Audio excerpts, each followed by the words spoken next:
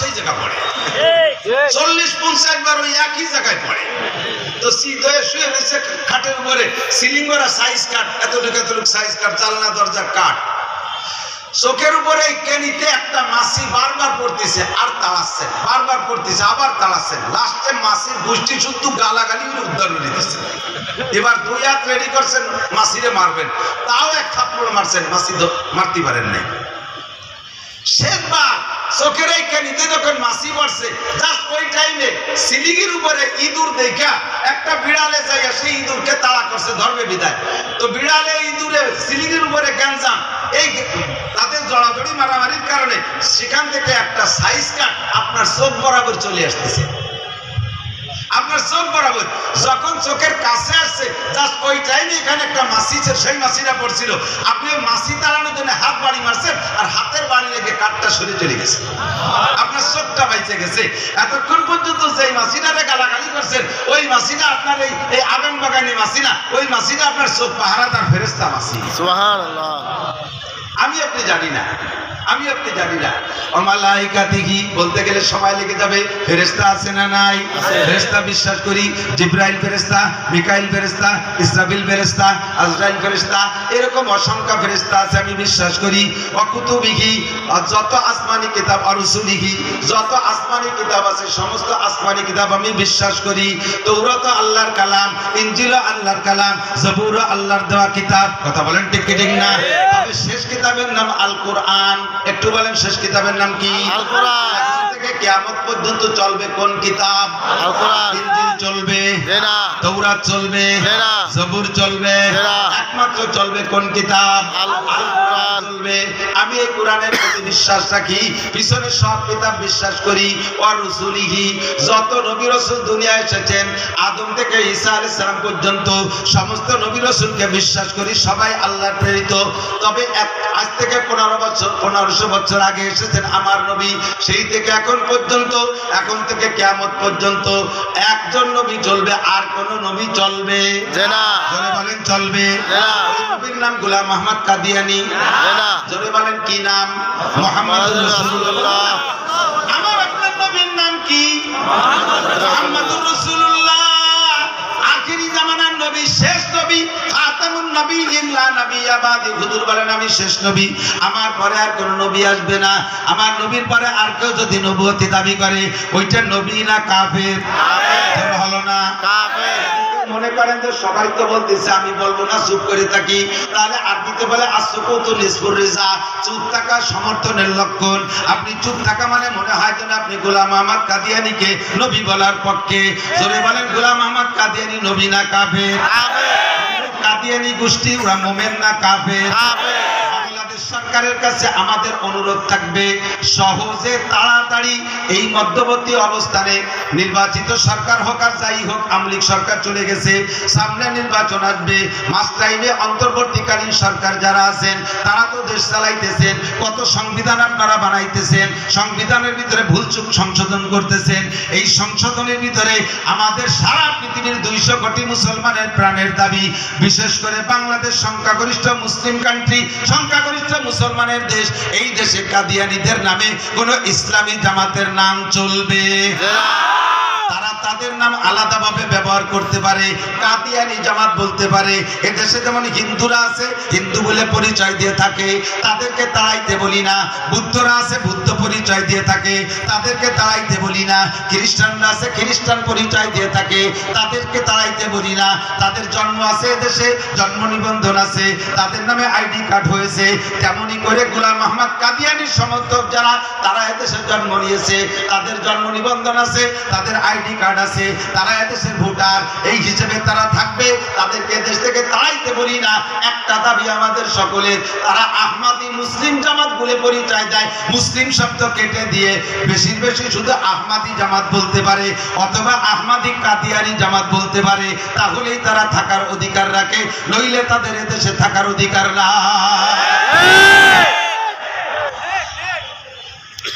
এই মর্মে উলামায়ে কিরাম সরারদি উদ্যানে 15 তারিখে যে সম্মেলনের আয়োজন করেছে, আমি দাবি করব সকলের আল্লাহর পক্ষ থেকে, নবী পাকের পক্ষ থেকে, যদি আখেরি নবী নবীর সঠিক উম্মত হয়ে থাকেন, ওই দিন দুনিয়াবি কাম কাজকে বাদ দিয়ে আপনি নবী পাকের সম্মানার্থে আপনি খাতমে নবুয়তের দাওয়াতের পক্ষে হইয়া এই সমর্থক হইয়া ওই ময়দানে আপনি হাজির হবেন। বিশাল জনসমুদ্র তৈরি করে দেখাইতে হবে সরকারকে যে আমরা কোটি কোটি অসংখ্য মানুষ আমরা খাতমে নবুয়তের পক্ষে। লা নবিয়্যা বাদি বলেছেন, আমার নবী, নবীর পরে আর কোনো নবীর দরকার নাই।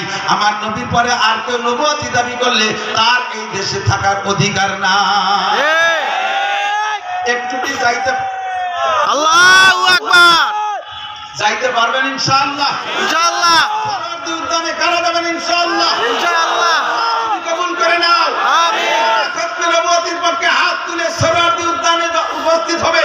কিয়ামতের ময়দানে নবীর সাথে তাদের সাথে মুসাফা মিলাই দিও। আমিন। সুপারিশ তাদেরকে নসিব করো। আমিন। কাউসার তাদের মুখে উঠে পান করাও। আমিন। জাযাকুমুল্লাহু খাইরান। আল্লাহু আকবার। রাসূলই সব রাসূল সফল, তবে আর কোন রাসূলের রিসালাত এখন চলবে না। আল্লাহু আকবার। ওয়াল ইয়াউমিল আখির আরেকটা মানে 5 নম্বর। আজকে কি বার? মঙ্গলবার না সোমবার? সোমবার। সোমবার চলে গেল, মঙ্গলবারের রাত। বুধ, বৃহস্পতি, শুক্র, এমন করে 7 দিনের মধ্যে সপ্তাহ ঘুরতে আছে। হঠাৎ করে একদিন আসবে মুহররম মাসের 10 তারিখে একটা শুক্রবার। ওই শুক্রবারের পরে আর দুনিয়ায় শনিবার হবে না। ওইটা হলো দুনিয়া ধ্বংসের দিন। এইটা হলো দুনিয়ার দিনের শেষ দিন, ওয়াল ইয়াউমিল আখির। এই দিনটাকে বিশ্বাস করতে হবে। কিয়ামত হবে কি হবে না? হবে। স্বীকার না করলে হবে। ইদা ওয়াকাতিল ওয়াকিয়া লাইসা লিওয়াকাতিয়া কাযিবা হাফিজাতুর রাফিয়া ইদা রুজ্জাতিল আরদু রাজ্জা আবসাতিল জিবালু বাসসা ফাকানাত হাবাআম মুনবাসসা। আসমান ভেঙে গুঁড়ো গুঁড়ো হয়ে যাবে, পাহাড় পর্বত উড়ে তোলার মতো উড়তে থাকবে, চন্দ্র সূর্য হারিয়ে যাবে, এই দুনিয়াটা ধ্বংস হবে। এই দিনটা হবে শুক্রবার, ওর পরে আর শনিবার হবে না। আমি 5 নম্বরটাকে বিশ্বাস করি। 6 নম্বর ওয়াল কদর, ভাগ্যকে বিশ্বাস করি। ভাগ্যের বন্টনকারী নিয়ন্ত্রণকারীকে যাহা কিছু সব আল্লাহর পক্ষ থেকে ফয়সালা হয়। আমারে বাঁচায় আমার আল্লাহ, আমাকে মারে আমার আল্লাহ, খাওয়ায় আমাকে আল্লাহ, পড়ায় আমাকে আল্লাহ, ধন দেয় আল্লাহ, দৌলত দেয় আল্লাহ, ক্ষমতা দেয়, জোরে বলেন কে? আল্লাহ। জোরে কোন কে? আল্লাহ। ক্ষমতার উৎস, জনগণ ক্ষমতার উৎস। এই কথা যারা বলে, রাজনৈতিক দল যারাই আছেন, আমি কোন দলের নাম মেনশন করব না, বিশেষ করে জেনারেল রাজনৈতিক দল যারা, তারা এই কথাটার পর গভীর বিশ্বাসী। জনগণ ক্ষমতার উৎস, জোরে বলেন নাউজুবিল্লাহ। বলার কারণে আপনি মুশরিক হয়ে গেছেন, আপনি মুশরিক হয়ে গেছেন। জনগণ ক্ষমতার উৎস। ক্ষমতার উৎস কে? ক্ষমতা। ঠিক কি ঠিক না? এই জায়গায় তো সব দলের মানুষ আছে, একদলই অস্ত করা যাবে না। আমলিগ, বিএনপি, জামাত, জাতীয় পার্টি, আটশোশী, চন্দ্রপাড়া, মানিকগঞ্জ, সুরেশ্বর, ভোজেশ্বর, ইনায়তপুর, বাহাদুরপুর, শরীয়তপুর, মাদারীপুর, ফরিদপুর, তবলিগ, চরমোনাই, নেতাহাটি, ওয়াজাহাটি, তাওহীদ, হিজবুত তাওহীদ, কাদিয়ানী, সব আছে না? এর ভিতরে অবশ্যই আছে সব দলের দল। এই জন্য সব দলকে মিক্সার করে একটা দল বানায় বলি। জনগণ ক্ষমতার উৎস না, এ কথা প্রমাণ হয়েছে গত 5 আগস্টে বাংলাদেশে। না আওয়ামী লীগ এখনো বড় দল, তখনও বড় দল। হয়তো আওয়ামী লীগরা গাপটি বেড়ে রয়েছে বড় বিপদে পড়ে। লোক কম না, বুঝবেন না? লোক কম না, বহুত বড় দল।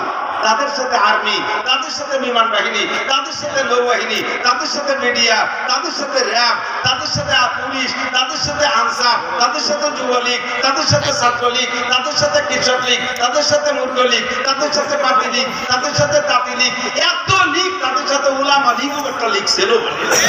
এই সব মানুষ থাকা সত্ত্বে সেই ক্ষমতা ধরে রাখতে পারে নাই, ছেড়ে দিয়ে চলে যাওয়া লাগছে। ঠিক না? সূরা আর-রহমানের 2য় আয়াতের শেষ অংশ, ফাতাবিরু ইয়া উলিল আবসার। সূরা কি বলে? হাসরের, সূরা হাসরের 2য় আয়াতের শেষ অংশ, ফাতাবিরু ইয়া উলিল আবসার। যারা এখন তাবানি দিচ্ছেন, যারা বেশি লাভালাভি করতেছেন, ওই বড় দলের কাছ থেকে একটু শিক্ষা নেন। তাদের চাইতে বড় দল না। তারা যদি এইভাবে বেইজ্জতি হয়ে চলে যেতে পারে, তাহলে পরবর্তীতে যারা তাবানি করতেছেন, তারাও পায়ের নিচে মাটি পাবেন না, পাবেন না। বেশি বাড়াবাড়ি করবেন তো আল্লাহ তাআলা শিক্ষা দিয়ে ছেড়ে দেবেন। বেশি বাড়াবাড়ি করবেন তো আল্লাহ শিক্ষা দিয়ে ছেড়ে দেবেন। উদাহরণ দিতে গেলে বহুত কিসসা বলা লাগে, সেদিকে গেলাম না। আল্লাহু আকবার। সংক্ষেপে চলে আসি। তকদিরের জিম্মাদারি কার হাতে? আল্লাহ ন্যায় ও আমি যদি ভালো হই তাহলে দেবে, আর আমাকে দিয়ে আল্লাহ তাআলা ট্রাই করে, যদি আমি ক্ষমতার সাথে অপব্যবহার করি আল্লাহ তাআলা একেবারে অনায়াসে কান ধরে ইজ্জতের সাথে যা করার তা করে দেবে। রমজান আসার আগেই আমাদেরকে জেলখানায় ইতিকাফে বসায় দেবে। বহুত বড় বড় নিয়ম। আমাদের দেশের মন্ত্রীরাও তো মুসলমান, যে কোনো মসজিদই তো মুসল্লি কমপক্ষে জুমলি তো পড়তেন, তাই না? মন্ত্রী কোন মসজিদের মন্ত্রী মুসল্লিরা যদি মসজিদের ইমাম সাহেব বলতেন, স্যার এবার রমজান মাসে শেষ 10 দিন ইতিকাফে বসার লোক পাচ্ছি না, স্যার আপনি একটু বসেন, তাহলে হুজুরের চাকরি থাকতো? ননসেন্স মৌলবি, কমন সেন্স বলতে কিছু নাই। আমি যদি ইতিকাফে বসি তাহলে আমার উম্মতের কি হবে? আমার মন্ত্রণালয় চালাবে কিনা? তুমি মৌলবি মসজিদে থাকো, 4 তলা টিফিনকারী বাসায় পাঠায় দাও, আমরা কাদায় ভরি দেই, 4 তলা খাই সাফ করে শুয়ে পেট গেলো, তোমার মসজিদে বসে তা সম্ভব? আমি একটা মন্ত্রণালয় চালাই, আমি ইতিকাফে বসলি উম্মতের কি হবে? মন্ত্রণালয় আল্লাহ কা তুমি ইতিকাফে বসলি মন্ত্রণালয়ের কিচ্ছু হবে না, উম্মতের একটা লোভও ছেড়া যাবে না, বাংলাদেশের কিচ্ছু হবে না। বিশ্বাস না হয় রমজান আসার আগেই তোমার বসাই দিচ্ছে। এ দল ও দল সে দল বেদল রমজান আসার আগে জেলখানার ইতিকাফের মধ্যে বসছে, এরকম প্রমাণ বাংলাদেশে আছে না নাই?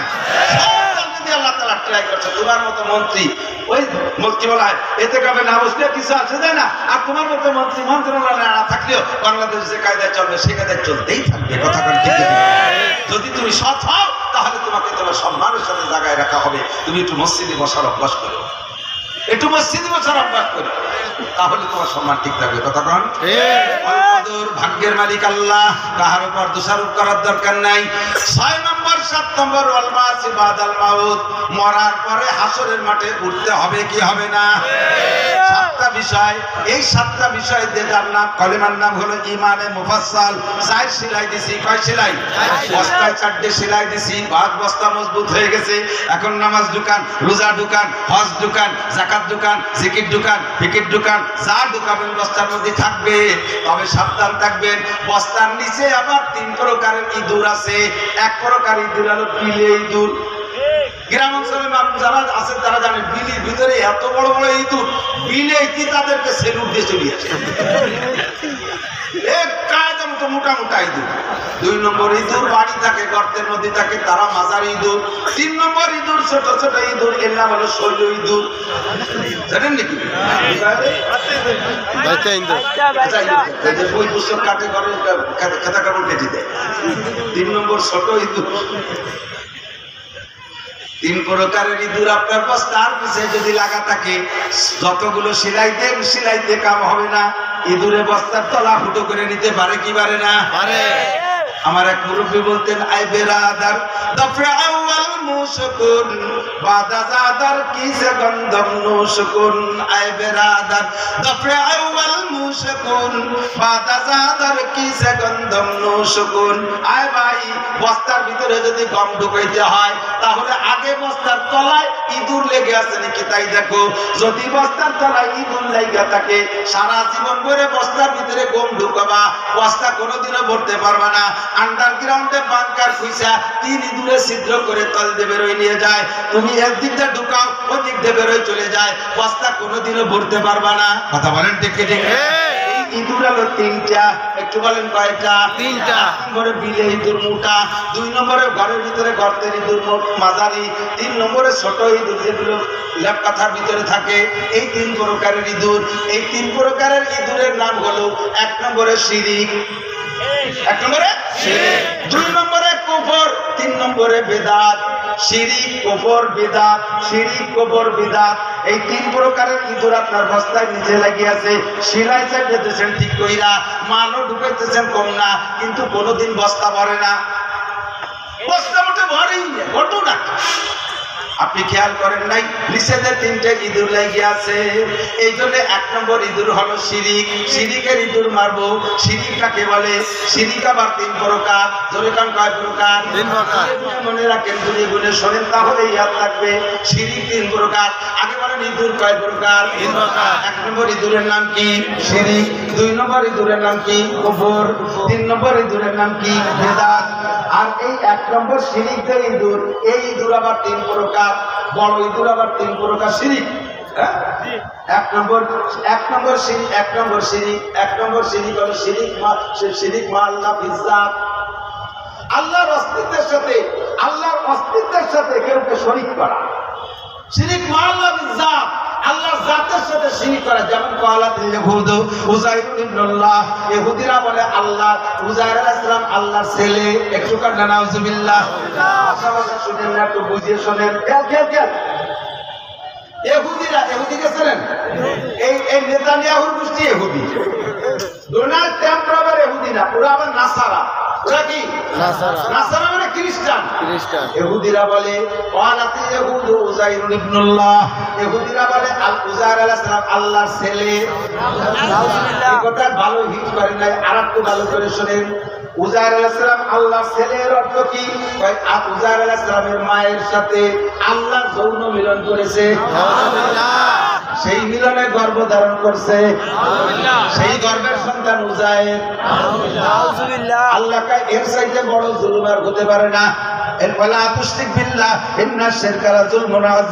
আল্লাহ কা অন্য কিছু মেনে নিতে পারি, শিরকের জুলুম আমি মানতে পারি না, শিরকের জুলুম মানতে পারি না। বান্দা তুমি জেনে নাও, ইন্নাল্লাহা লা ইয়াগফিরু আন ইউশরাকা বিহি ওয়া ইয়াগফিরু মা দুনা যালিকা লিমান ইয়াশা।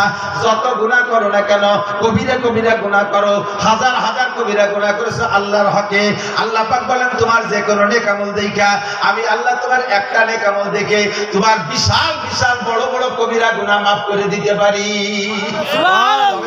হলো শিরক থাকলে সর্বনাশ।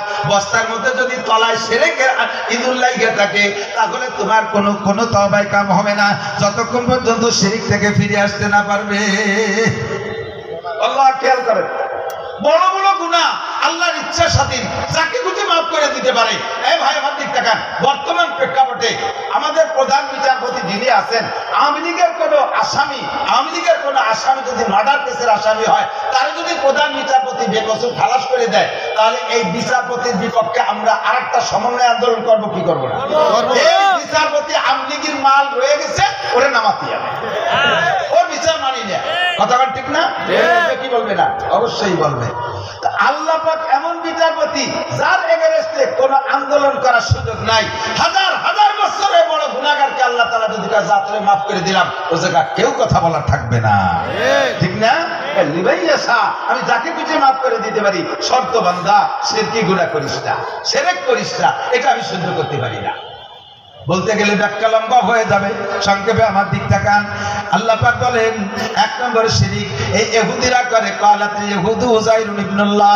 দুই নম্বরে নাসারারা করে, খ্রিস্টানরা তারা কয় ওয়াকালাতিন নাসারা মাসিহ ইবনুল্লাহ।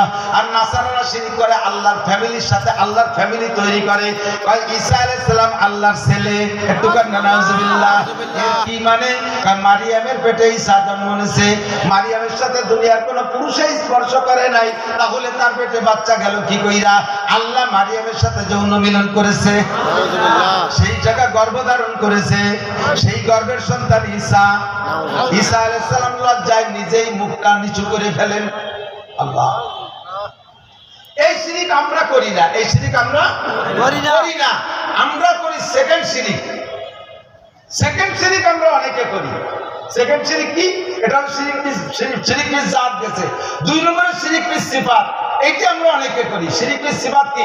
আল্লাহর যে গুণ আছে ওই গুণটা একমাত্র আল্লাহরই জন্য খাস। কথা বলেন, একটু বলেন। খালেক, সৃষ্টিকর্তা কে? আল্লাহ। আর কেউ? মালিক কে? আল্লাহ। রাজ্জাক কে? আল্লাহ। মুক্তা কে? আল্লাহ। মুহী, বাঁচানে ওয়ালা কে? আল্লাহ। মুমিত, মারনে ওয়ালা কে? আল্লাহ। এই সব সেবাত কার? আল্লাহ। হাজির একই টাইমে সব জায়গা উপস্থিত হওয়ার ক্ষমতা একমাত্র কার? আল্লাহ। নাজের এক টাইমে সব জায়গা দেখার ক্ষমতা একমাত্র কার? আল্লাহ। এই হাজির আর নাজের গুণ যদি আমি অন্যকে ভিতরে নিয়ে যাই, তাহলে আমি মুশরিক হয়ে যাব। আমার দেশে অনেকে আছে, একটু দোয়ার অনুষ্ঠান করলে, দুরুদের অনুষ্ঠান করলে, সেই জায়গা উল্লাহ মনে করে নবী আলাইহিস সালাম উপস্থিত হয়ে গেছে। হুজুর হাজির ও নাজির, আল্লাহ রাসূলকে হাজির ও নাজির জানে। এই হাজির আর নাজির গুণ দুইটা আল্লাহর। আমি যদি এই গুণ দুইটা রাসূলের মধ্যে নিয়ে যাই, তাহলে আমি রাসূলকে আল্লাহর গুণে গুণী করার চেষ্টা করতেছি, এতে আমি মুশরিক হয়ে যাব। কথা কন, একটু বোঝেন নাই? কথা কন। নবী কি হাজির? নবী কি নাজির? হাজির না নাজির না। নবী বলেন আমি আমার কবরে থাকি, দূরে জীবদ্দশায় থাকতে যে আওয়াজ আমি শুনতাম না, মৃত্যুর পর আমি সে আওয়াজ শুনবো না। জীবদ্দশায় থাকতে যতটুকু দূরের আওয়াজ আমি শুনতাম, মৃত্যুর পর আমি অতটুকু দূরের আওয়াজ শুনবো। কাজেই মান সাল্লাল্লাহু আলাইহি ইনদা কবরি, যদি কোনো উম্মত আমার কবরের কাছে এসে আমার সালাম দেয়, দরুদ পড়ে, সামিতুহু, ওইটা আমি কানে শুনি, ওইটা আমি শুনবো। আমান সাল্লাল্লাহু আলাইহি নায়ান উবনিকতুহু, যদি কেউ দূরে থেকে সালাত ও সালাম করে, ওইটা আমি শুনি না, ওইটা আমি শুনি না, আমি সেটার খবরও রাখি না।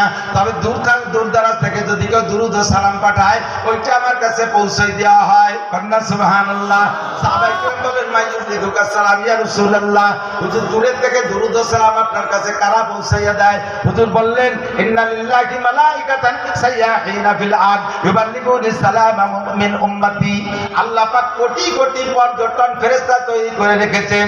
এই ফেরেশতাদের দায়িত্ব আর কিছু না, বিশ্বের যে প্রান্ত থেকে আমার উম্মতরা আমার উপরে দুরূদ ও সালাম পড়বে, জায়গা ঠিকানা মাস আর তারিখ সহ মুহূর্তে মুহূর্তে আমার কাছে দুরূদ ও সালাম পৌঁছাইয়া দিয়ে দেয়, ফেরেশতারা পৌঁছায় দেয়, আমি শুনি না। কাজী নবী পাককে হাজির নাজির জানা, এটা শিরক হবে, আপনার আমল বাতিল হয়ে যাবে। ওয়ালা 3 নম্বর হলো ছোট ইঁদুর, বড় ইঁদুর আর মাঝারি ইঁদুর, বেশি কথা বলানো যাবে না। 3 নম্বর যে ছোট ইঁদুর, মনে আছে? এইটা বড় মহা বিপদের ছোট ইঁদুর। কষ্ট পাচ্ছেন? এই 3 নম্বর ইঁদুর কি? সেটা হলো শিরক ফিল ইবাদত। শিরক ফিল ইবাদত, ইবাদতের মধ্যে শিরক করা। শিরক ফিল ইবাদত কাকে বলে? ইবাদত করব আমরা কার জন্য? আল্লাহর জন্য। একমাত্র নামাজ কার জন্য? আল্লাহর জন্য। রোজা করি আল্লাহর জন্য, ফরজ ওয়াজিব আল্লাহর জন্য, তিলাওয়াত করি আল্লাহর জন্য, দান খয়রাত আল্লাহর জন্য, মসজিদ মাদ্রাসা করি আল্লাহর জন্য। কথা বলেন ঠিক কি ঠিক না? তাবলীগে যাই আল্লাহর জন্য, পীরের দরবারে যাই আল্লাহকে পাওয়ার জন্য, যাহা কিছু করে ইবাদতের নামে সব করব আল্লাহর জন্য। এগুলো আবার এর সাথে আবার শিরক হয় কি কইরা?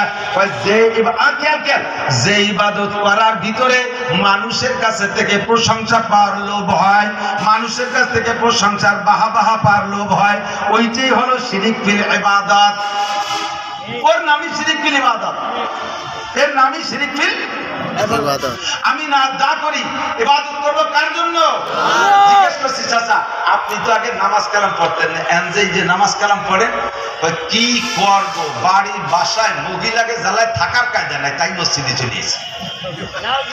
এই যে মসজিদে এসে নামাজ পড়তেছে, এটা কি আল্লাহর জন্য না মহিলাদের জ্বালায়? আল্লাহর জন্য। এটার নাম হলো শিরক ফিল ইবাদত। তুমি আল্লাহর জন্যই পড়তেছো না, তুমি মহিলাদের চাপে পড়িয়া।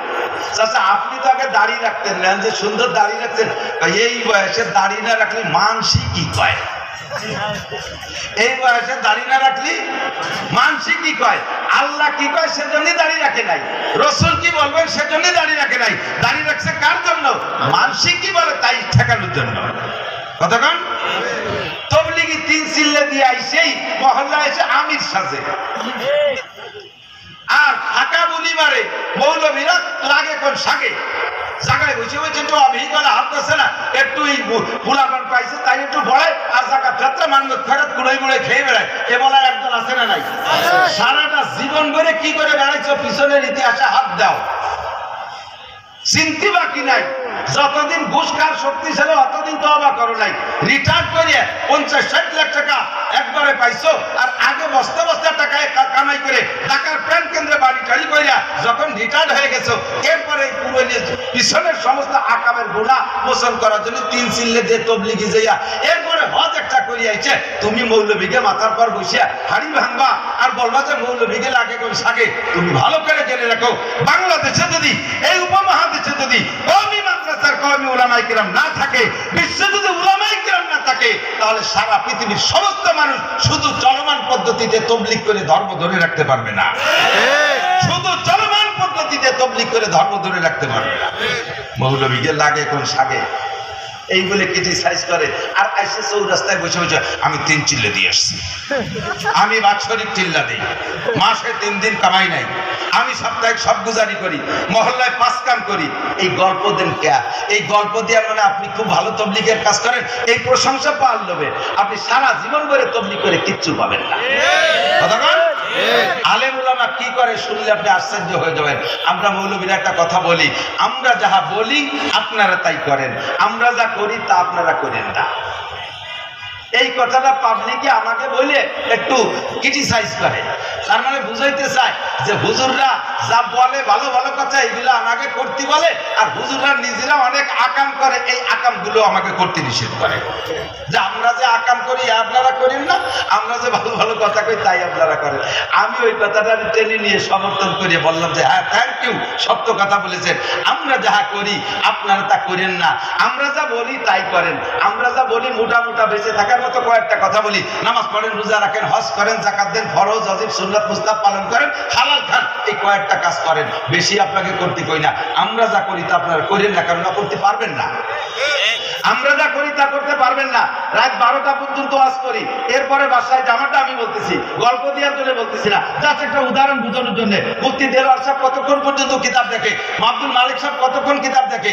আপনাদের ভ্যান চালানোর শক্তি আছে, আপনাদের ব্যাংক চালানোর শক্তি আছে, আপনাদের গাড়ি চালানোর শক্তি আছে, আপনাদের যে শক্তি আছে এই শক্তিকে আলেম ওলামার নাই। আপনারা লাখ লাখ কোটি কোটি টাকা কামাই করার পথ খুঁজে এনেছেন, আলেমদেরকে আল্লাহ তাআলা সে বুদ্ধি দেয় নাই?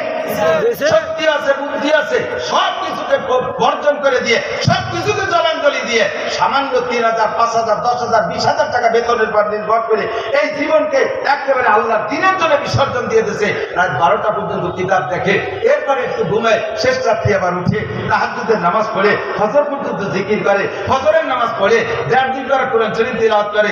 এই তিলাওয়াতের পরে আবার কিছু একটু নাস্তা পানি খেয়ে আবার কিতাব দেখতে শুরু করে, 9টা পর্যন্ত কিতাব দেখে সকালে নাস্তা দেখে, এই যে ক্লাসে বসে অভিকলা হাদাসানা বিভিন্ন প্রকার হাদিস কোরআন পড়াইতে থাকে, নাহু শরীফ পড়াইতে থাকে। এরপরে আল্লাহ তাআলা যদি কেউ একটু তৌফিক মোটামুটি দিয়েও থাকে আলেমুল আমাদেরকে, এরা যে পরিমাণ দিনের জন্য খরচ করে আপনি কোটি কোটি টাকার মালিক হয়ে সে পরিমাণ খরচ করতে পারবেন।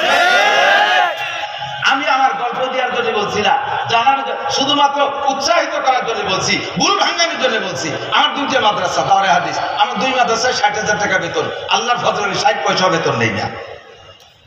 মাদ্রাসা থেকে 1 লোকমা খানা আমি খাই না, আল্লাহ আমার রুজির অন্যভাবে বরকত দিয়ে দিয়েছে, আমি সেভাবে চলতে পারি। প্রত্যেক দিন দৈনন্দিন আল্লাহ ভালো একটা পয়সা আমাকে দেয়।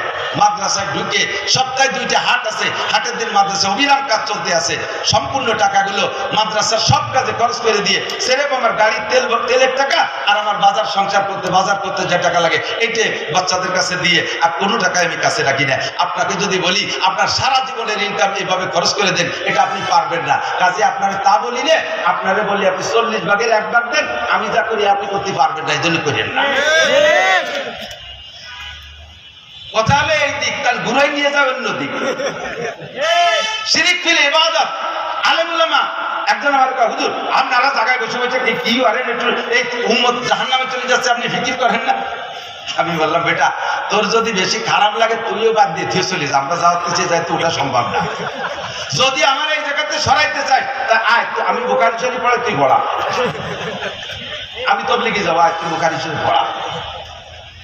মাদ্রাসা ইন্ডাস্ট্রিজ, মাদ্রাসা কারখানা, মাদ্রাসা ফ্যাক্টরি, মাদ্রাসা বিস্কুট বেকারি, বেকারি আছে না, বেকারির ভিতরে বিস্কুট কেক তৈরি হয়।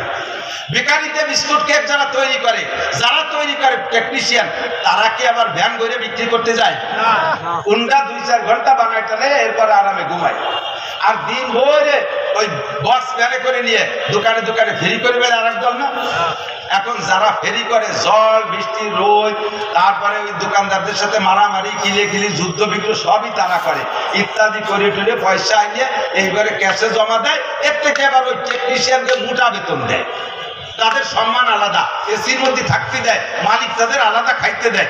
এই দেখিয়ে ওই ফেরিওয়ালাদের মিজাজ খারাপ, হ্যাঁ 2 ঘন্টা পর বিস্কুট বানায় শীতে শুয়ে রয়েছে। আসলে ফ্যাক্টরির কাজ তো আমরাই করি, এই দেশকে দেশ বাড়ি বাড়ি দাঁড়ে দাঁড়ে বারে বারে যাই, রোদ বৃষ্টি খরা ঝড় তুফান উপেক্ষা করে কাজ আমরাই করি, এই বলে ক্রেডিট জানে। তোমাকে টেকনিশিয়ানকে লাগে কোন সাগে? টেকনিশিয়ানরা যদি কয় বেটা তোর যদি ফেরিওতে খারাপ লাগে আর আমাদের পর হিংসা লাগে, থাক তোর ভ্যানটা তুই বাড়ি যা, ভ্যান থুয়ে বাড়ি যা। আমি যদি বিস্কুট না বানাই তুই ফেরি করবি কি দিয়ে? কথা বলেন না কেন? আমি যদি কেক না বানাই তুই ফেরি করবি কি দিয়ে? তাতে যদি তোর খারাপ লাগে তুই চলে যা, যার মালের দরকার আমার ফ্যাক্টরিতে একটু মাল দিয়ে যাবে, তোর লাগবে না। এই যদি বলে দেয় তাহলে তুমি ভ্যানেরা কি রেখাবা? এ যদি বলে দেয় তুমি ভেড়াটা কি করে খাবা? উলামায়ে কিরাম মাদ্রাসায় বইসা হাদিস কোরআন হাজার হাজার হাদিস কোরআন পড়িয়া এগুলোর থেকে মাসআলা বের করে উম্মতের জন্য সাপ্লাই দিচ্ছে, প্রোডাক্ট তৈরি করতে, কেক বানাচ্ছে, বিস্কুট বানাচ্ছে, ইত্যাদি ইত্যাদি বানাচ্ছে। তোমাকে কয় পাবলিককে ভ্যালুয়ে একটু ভেরিয়ে নিয়ে বেড়াতে কইছে, যাও যাও গ্রামে গ্রামে ভেরিয়ে হলো। তা যদি তোমার এত হিংসা থাকে, ঠিক আছে ভ্যান জমা দিতে বাড়ি যা, ভ্যান জমা দিতে বাড়ি যা। এ যদি আল্লাহ বলে দেয় তাহলে উভয় আছে, কথা বলেন। রাগ করি না, আমি নিজের তশকিল করে একজনকে তবলিগি পাঠাইছি। সে তবলিগির থেকে 3 সিল্লে দিয়ে আইসা এলাকায় এসে সর্বপ্রথম ফতোয়া দিয়েছে আমার বিপক্ষে। নাসির মাওলানার ঈমান নাই আর সে হারাম খায়। আমি কইতে যদি হারাম খায়, তোরে তো সিল্লে যারটা আমি দিছি, তুই তো চিঠি হারামটা দিয়ে সিল্লে দিয়েছি। নাউজুবিল্লাহ নাউজুবিল্লাহ। কি করবো? মৌলানা 3 প্রকার। কয় প্রকার? হযরত মৌলানা, মিস্টার মৌলানা, হঠাৎ মৌলানা। হযরত মৌলানা দেলোয়ার সাহেব, হযরত মৌলানা আব্দুল মালিক সাহেব, হযরত মৌলানা শাইখুল হাদিস আল্লামা আজিজুল হক, হযরত মৌলানা মামুন সাহেব, এই তো হযরত মৌলানা। আর মিস্টার মৌলানা জাকির নায়েক। জিনারেল করে দুনিয়ার ফতোয়া দেওয়ার জন্য পাগল হয়ে গেছে, সারা দুনিয়ারে পাগল করে ফেলাইছে। আরে জিনারেল ভাইরা, আপনারা তার ভক্ত, একটু আজিব, আমার খুব আশ্চর্য লাগে। সে ডাক্তার মানুষ, সে ইসলামের কি জানতে পারে? আপনারা মনে করেন সে ইউটিউবে এসে সারা দুনিয়ারে জয় করে ফেলাইছে। আলেমদের চাইতে তাকে আপনারা প্রাধান্য দিচ্ছেন। একটু ভালো করে মনে রাখবেন, যে যা করে তার তাই করা উচিত, তার অন্য জায়গা থেকে অন্য কাজে হাত দেওয়া আদৌ উচিত না। আমি মৌলানা নাসির সাহেব, গোপালগঞ্জের হুজুর, আজকে দেখা মোটামুটি একটা ভালো অবস্থানে আমার দাওয়াত হয়েছে, আমি বয়ান করতেছি, সকলের কাছে আমি গ্রহণযোগ্যতা অর্জন করে ফেলাইছি। আমি খুব উঁচু মাপের বক্তা, বড় মাপের আলেম। আমি যদি রাত্রে মাইকিং লাগাই দিই, এই যে মিরপুরে 1 নম্বর দিয়ে মাইকিং করে দাও, সুখবর সুখবর সুখবর। কি সুখবর? আগামীকাল সকালবেলা হযরত মাওলানা দেলোয়ার সাহেব হুজুরের মাদ্রাসায় হযরত মাওলানা নাসির আহমদ সাহেব সমস্ত চক্ষু রোগীদের চক্ষু অপারেশন করে এরপরে লেন্স লাগাই দেবে। এর বুদ্ধি থাকলে আমার কাছে আসবে? যদি কেউ মহব্বত করে আসো, তার চোখে আমার হাত দেওয়া ঠিক হবে? আমি ভালো চোখ কানারি দেবো না? সুখবর সুখবর সুখবর। আগামীকাল সকালবেলা আরজাবাদ মাদ্রাসায় হযরত মাওলানা নাসির আহমদ সাহেব, উনি গর্ভবতী মহিলাদেরকে সিজার করে বাচ্চা বের করবেন, পয়সা নেবে না। যদি কোনো মহিলার বুদ্ধি থাকে আর কোনো গার্জিয়ানের বুদ্ধি, আমার কাছে আসবে রুগী নিয়ে। যদি মহব্বত করে আসে, আমার কাছে হাত দেওয়া ঠিক হবে? আমি নারী কাটতে যে ভাষাতে আরেকটা কাটি ফেলে দিতে পারি। আমার যদি এটা ঠিক না হয়, তাহলে ডাক্তার ইঞ্জিনিয়ার তার কেন শরীয়তের মাসালা অপারেশনে হাত দেওয়ার অধিকার থাকবে? তার কেন সেখানে হাত দেওয়ার অধিকার? আদৌ তার সেখানে হাত দেওয়ার অধিকার থাকতে পারে না। কথা বলেন ঠিক না? ডাক্তারি করবা, ইঞ্জিনিয়ারিং করবা, তুমি যেখানে আছো তুমি সেখানে করবা, প্রফেসরগিরি করবা, শরীয়তের এই জায়গা হস্তক্ষেপ করার অধিকার তোমার ঠিক কিনা? কইতে কইতে শরীর চলে আসছে মেলা দূর, আর দিক যাবো না। আমি তাদেরকে স্নেহ করি, ভালোবাসি, মহব্বত করি। Thank you. সারা জীবন আকাম কুকাম করে কাটাইছেন, আল্লাহর রাস্তায় আসেন, তবলিগে 3টে চিল্লে দিয়ে তওবা 3 লাখ করে ভালো হন। তবলিগেতে আসছেন, আলেম ওলামার কাছে যে বসবেন কিভাবে, হুজুর কিচ্ছু জানি না, হুজুর একেবারে কিছু জানি না, জীবনটা ভরি আকাম করে বেড়াইছি, ঘুষ খাতি খাতি পেটের মধ্যে ব্যাংক হয়ে গেছে একটা আসতে, হুজুর আর বাঁচার উপায় নেই।